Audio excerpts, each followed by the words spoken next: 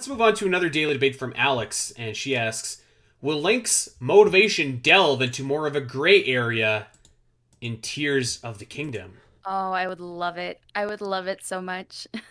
Um, I don't know. I actually don't really. I don't think so. I don't think so, and I don't think they should. I think that there's a lot of characters that are really better off when they're written as like kind of shades of gray characters and whatever. Yep. But there is also room for those characters that are just like inherently good and inherently bad. Captain America, for example, this guy is always going to do what's right because he is inherently good. And I feel like I really like that about Captain America because you also have like Iron Man, who's, a character more in the gray.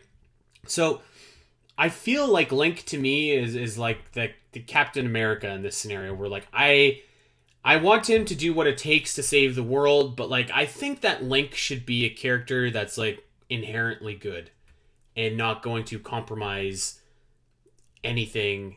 He's not going to cross any lines to do anything that is going to be questionable to save Hyrule or to save Zelda. I think that Link should just be inherently good. If we were talking about a character maybe like Samus, I think that would be great if she kind of had to straddle the line in that gray area, or like, there's other video games with protagonists like that. But at least for me, I think that Link is better off kind of inherently that good Captain America kind of dude. Yeah. And I agree. I agree.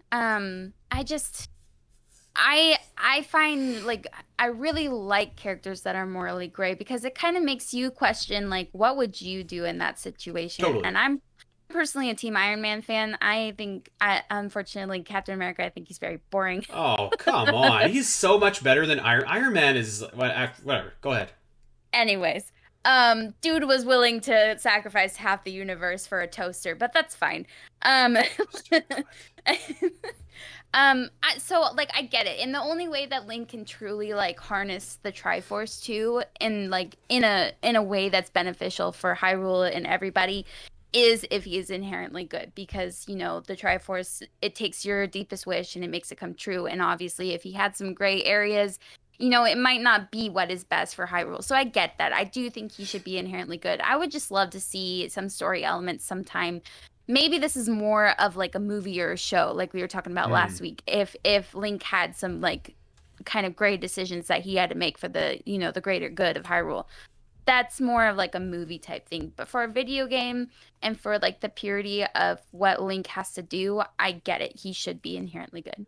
Yeah, and I think that there's room for those characters in Zelda, just maybe not Link necessarily. We have a Yeah. great comment though from Rodrigo who said, "If you think Link's Awakening, do you think he did the right thing at the end of the game by waking up the Windfish?"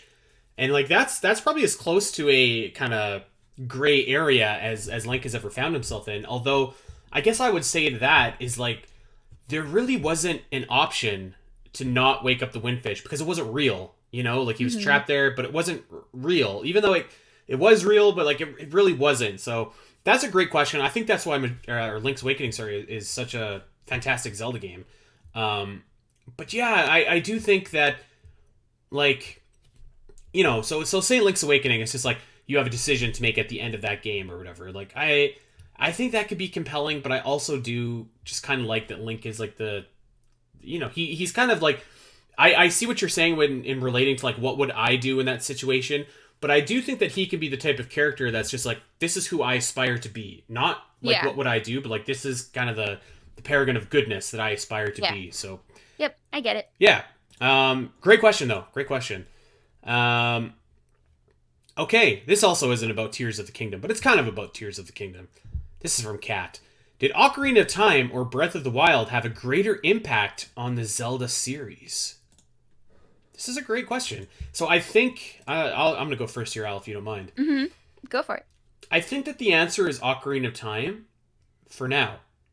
For now, that could change because I think that Ocarina of Time obviously has like a 20-year head start on Breath of the Wild. Hmm. Um, and when you look at essentially every single 3D game after Ocarina of Time, including Breath of the Wild, has the DNA of Ocarina of Time, like particularly Majora's Mask, Twilight Princess, Skyward Sword. Breath of the Wild certainly reinvented it, but even with Breath of the Wild, you can still feel that Ocarina of Time influence there. Now, I think that Breath of the Wild is going to be the new standard and very well could kind of reshape the Zelda franchise going forward in much the same way that Ocarina of Time did. But I think that we need to give that time and see like the longevity of it and see, is this going to be like how all Zelda games go moving forward, or are we just doing Breath of the Wild and then we're going to do Tears of the Kingdom and then we're going to like scale it back kind of thing? So I think both would be on my Mount Rushmore of Zelda games, but I think Ocarina of Time is probably the leader, at least right now.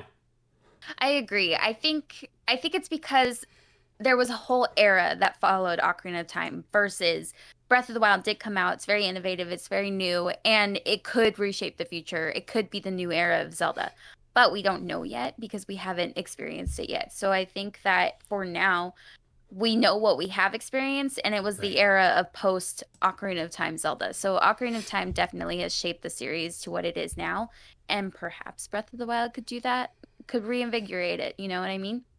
Yeah. So let me see if I can get my years straight here. So how many years is it from 1998 to 2003? 5, right? Yeah. You know what's absolutely wild? In 5 years after Ocarina of Time, we had Majora's Mask and The Wind Waker and 2 games on the Game Boy Color come out. And in the 6 years since Breath of the Wild, we've had a lot of remakes. I'll give them that. But like we've had no new Zelda games except for Cadence and Age of Calamity. So there hasn't, like 5 years on from Ocarina of Time, it was there. Like you could see it. It was like, okay, Majora's Mask, Wind Waker. This has a huge impact on the series. Twilight Princess didn't come out that much later after either. Breath of the Wild, we're still waiting. Yeah. We're still waiting. So, hey everyone! If you enjoyed this clip and want to see more of the Zelda Cast, make sure to head over to your favorite podcast platform of choice and subscribe. There are over 200 episodes in the vault that will provide you with hundreds of hours of Zelda content for you to enjoy. You can listen to us when you're on a walk, fighting Ganon, trying to sleep, whatever. And if you want to see these shows as they happen, make sure to head over to twitch.tv/the Zelda Cast, where you can watch our beautiful faces talk about Zelda every single week. Don't miss out, and we'll see you next time.